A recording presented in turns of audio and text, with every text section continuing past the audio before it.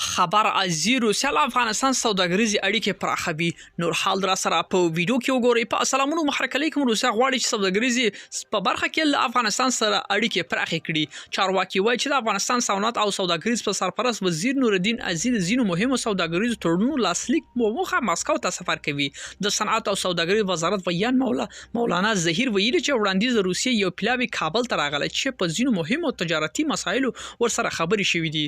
د زیاته کړي چې دا ځل د خبرو او توافقاتو نهایی کول لپاره سوداګریز وزیر په مشرۍ یو پلاوی مسکو ته ځي. هغه نه دی ویلي چې یا د پلانونه بل کابل مسکو ته سفر وکړي، خو وایي چې د خوراکي او سون ستوکو پیرل به د سفر مهمه برخه وي.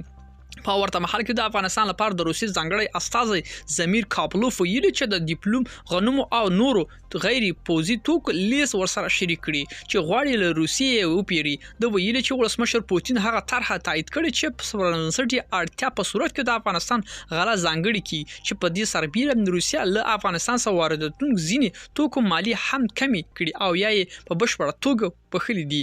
ملګرو دا و زموږ چمتو شوی ویډیو کستا سې دی ویډیو په اړه کوم نظر پیشنهاد لري موږ سره په کومنټونو کې شریک کړئ او د لا خپل ویډیوګان لپاره لموږ سره پات شئ. تر بیا خې چاره.